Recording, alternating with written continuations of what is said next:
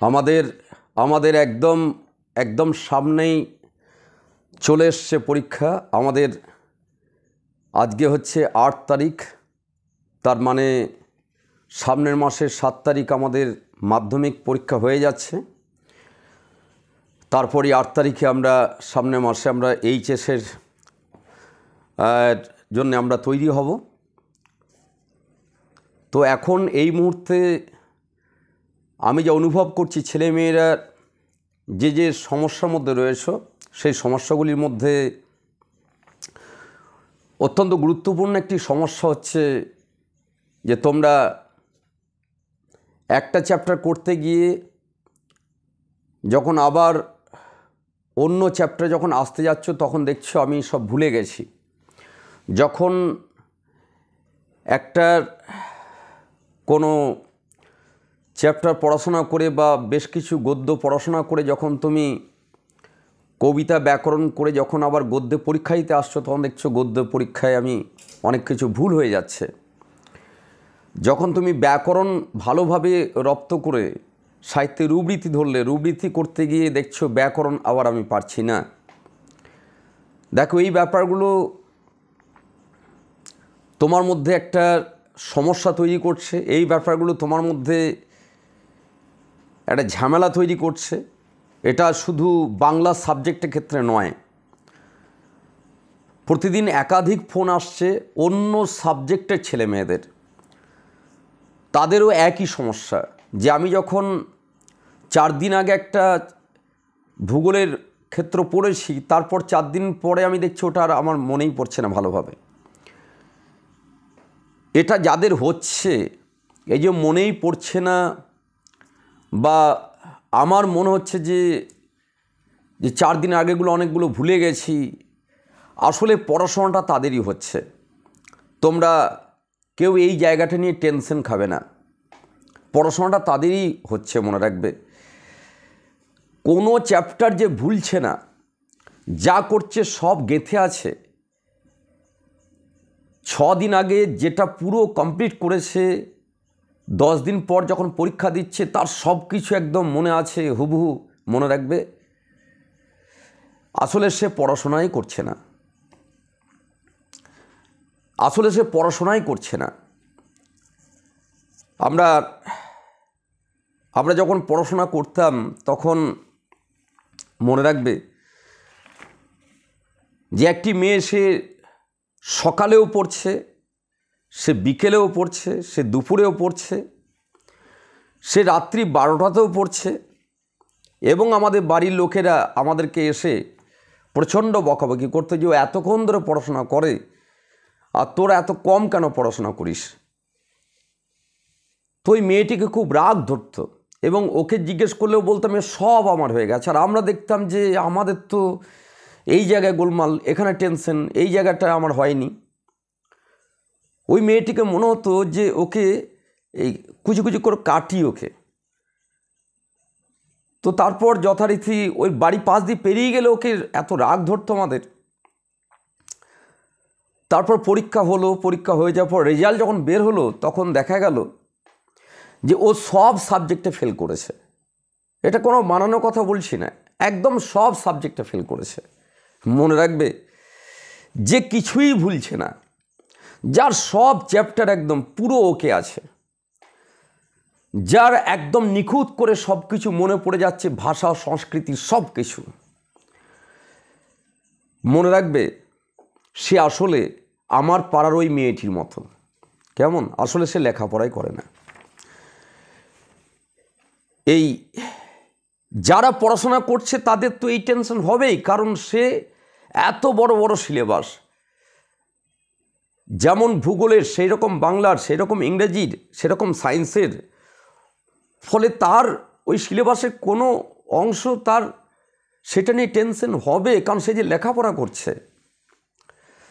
এই আমি ভুলে যাচ্ছি, এই আমি তো এই জায়গাটা মনে পড়ছে না, আর 4 দিন আগে তো দারুণ মুখস্থ ছিল, মনে পড়ছে না। আর তো যে লেখাপড়া করে তারই তো এগুলো হয়, যে করে না তার কেন হতে পারে? তার তো সবগুলোই হয়ে বসে আছে।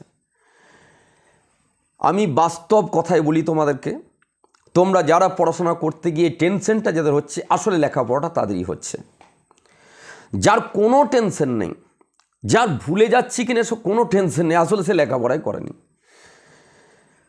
যতজন পড়াশোনা করছে দারুণভাবে, তাদের এই টেনশন হচ্ছেই। আমি তোমাদের পড়াশোনাকে আরও বেগবান করার জন্য সেই দেখবে বাড়িতে সেই বাচ্চা ছেলেকে লেখাপড়া করানোর জন্যে বা এখানে ব্যক্তিগত কথা বলতে গেলে আমারও বলতে হয় যে আমি খুব ছোটোবেলায় যখন পড়াশোনা ভালো করে করতাম না, তখন আমার বাবা বলেছিল যে স্কুলে ফার্স্ট সেকেন্ড থার্ড হতে পারলে তোকে একটি সাইকেল দেব। তো আমি ওই নেশাতে পড়াশোনা করেছিলাম, আসলে আমার পড়াশোনায় সাইকেলটির জন্য হয়েছে। তো তারপর রেজাল্ট হয়ে যাওয়ার পর সেই দিনই বাবাকে বলছিলাম যে তোমার মনে আছে যে যখন তুমি সাইকেল দিচ্ছিলে না রেজাল্ট হয়ে যাওয়ার পর, তখন আমি বলছিলাম যে স্কুলে যাব না, আমি স্কুল যাইও নি, ধান বিক্রি করে সাইকেল আনতে হয়েছে আমার জন্য। সে সাইকেল পেয়ে তারপর স্কুল গেছি, কিন্তু নেশাটা তো সাইকেল পাওয়ার লোভে ধরলো আমার লেখাপড়ায়।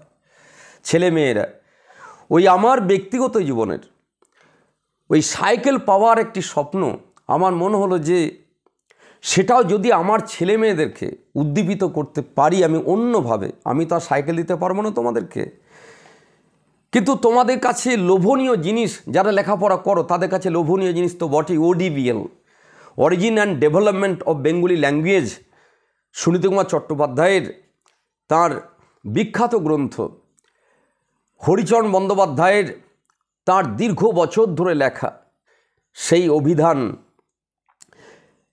একটু লোভ হোক না সেই গ্রন্থগুলোর প্রতি। আমি তোমাদের জন্য যে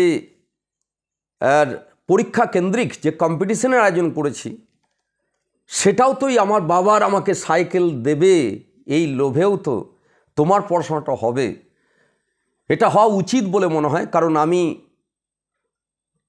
বলবো যারা গ্রন্থ পিপাসু তারা ওই আমার বইয়ের লিস্টটা দেখে সে এটাই ভাববে যে আমি এই বইটা যদি পাই, তার জন্যে আমাকে এই বইটা পাওয়ার জন্য আমাকে লেখাপড়া আর একটু বাড়াতে হবে। আমি তো পড়ছি, কিন্তু স্যারের এই সিস্টেমটা, এই যে একটা কম্পিটিশনের জায়গায় নিয়ে এলেন, এইটার জন্যে আমার যাতে লেখাপড়া হয়, তাহলে 2 তারিখে আমার যে মাধ্যমিকের লেভেলের যে কম্পিটিশান আছে, 10 তারিখে যে কম্পিটিশান আছে অল ওভার ওয়েস্ট বেঙ্গল জুড়ে, সেখানে লড়াই হোক না একটা।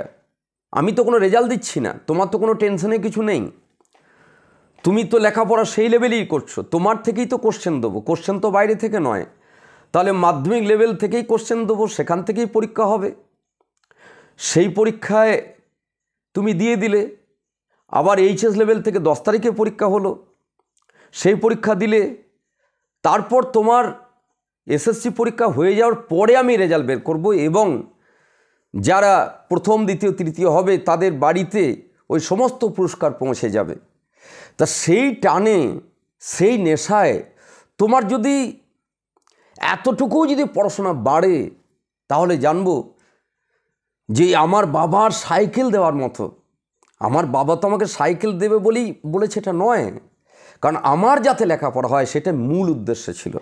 তাহলে আমার মূল উদ্দেশ্য হচ্ছে যে তোমাদের ওই আমার ওই প্রতিযোগিতা তোমাদের পড়াশোনাকে আর একটু যদি বেগবান করে, তাহলে আমি সেখানে এই ব্যবস্থাটি করে আমি অবশ্যই বলবো যে আমি সার্থক। আমার প্রত্যেকের প্রতি সে আহ্বান রইল।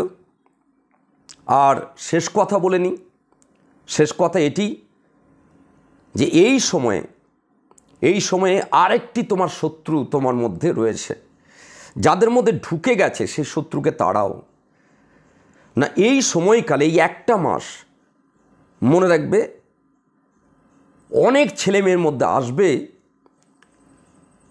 যে একটা ফাঁকি মারা টেন্ডেন্সি, অনেক ছেলে মেয়ের মধ্যে আসবে, কারণ তার ভিতরে একটি জমদূত ঢুকেছে। এই সময়ে যখন SSC ডিক্লেয়ার করলো, তারা যে দম নিয়ে পড়াশোনা শুরু করেছিল, যখন SSC ফর্ম ফিল আপ হলো, তখন যে দম নিয়ে তারা পড়াশোনাকে এগিয়ে নিয়ে যাচ্ছিল, এই সময়কালটায় তার ভিতরে একটি জম ঢুকেছে, জম। একটি মনে রাখবে, অসুর ঢুকেছে তার ভিতরে, তারই ভিতরে তাকে বারে বারে তাকে ডিস্টার্ব করছে। অর্থাৎ তোমার শুভ সত্তার সঙ্গে তোমার অশুভ সত্তার এখানে লড়াই করে ওই শুভ সত্তাকে জয়ী করতে হবে তোমাকে। এই সময়ে কিন্তু মনে রাখবে, এই অশুভ সত্তা তোমাকে কিন্তু বারে বারে এই পড়াশোনা না করার দিকে তোমাকে নিয়ে যাবে, না করার দিকে নিয়ে যাবে। যারা চাকরি করছিল তারা কি পেয়ে যাবে, কেন ভাবছে এগুলো মূর্খের মতো? ওই কাকু বলল যে আমার নাকি হবে না, ওই মামা বলল নাকি এত সব ছেলে মেয়ে কম্পিটিশনে, কেন এগুলো ভাবছে? এগুলোই তো অশুভ। এগুলোকে তুমি ডেকে ডেকে নিয়ে আসছো। এর মনে রাখবে, মেন জন্মদাতা হচ্ছে তুমি। এই যে তোমার যদি এখন যদি পড়াশোনার থেকে একটু সরে যাওয়ার মানসিকতা আসছে, এটা মনে হবে তুমিই জন্ম দিয়েছো ওটা। তাকে মারো, তাকে মারো।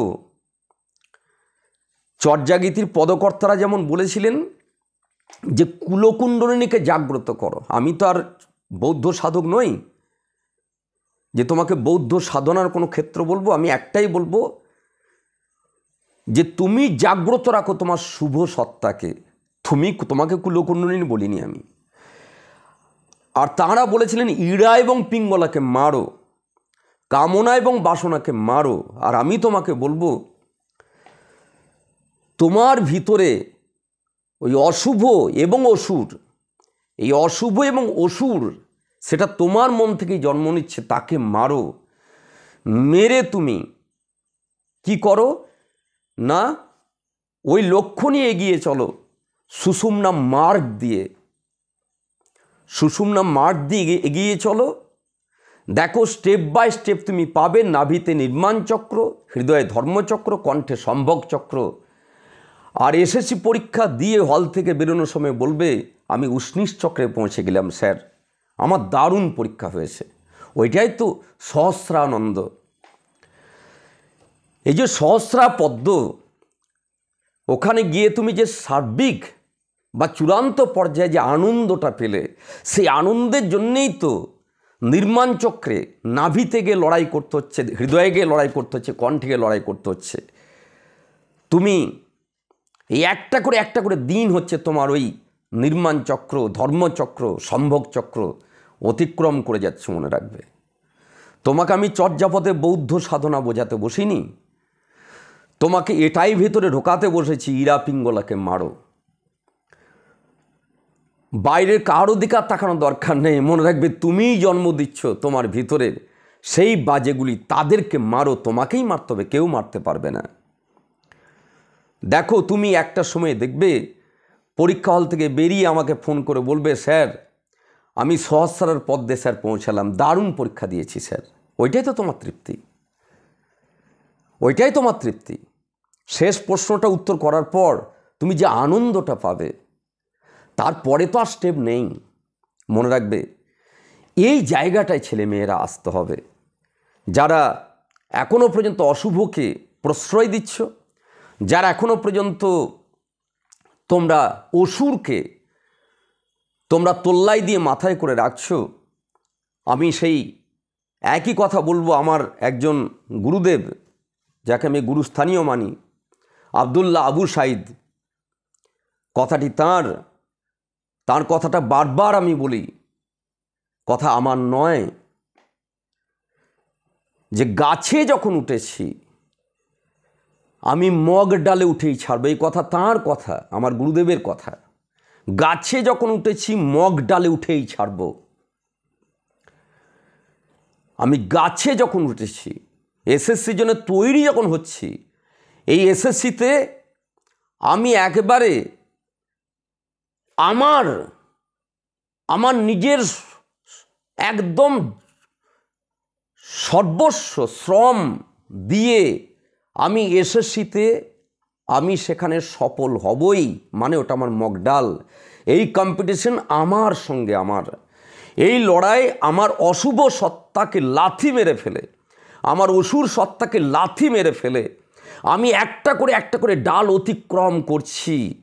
আজকে আমার শুক্রবার, আগামীকাল শনিবার, কালকে একটা ডাল ধরবো, রবিবার পরশুদিন আবার একটা ডাল ধরবো, আবার মনে রাখবে সোমবার একটা দিন আবার আমি ডাল ধরবো। ছেলেমেয়েরা মনে রাখবে, প্রতিদিন একটা করে ডাল আমি অতিক্রম করে আমি মগ ডালে উঠেই ছাড়ব।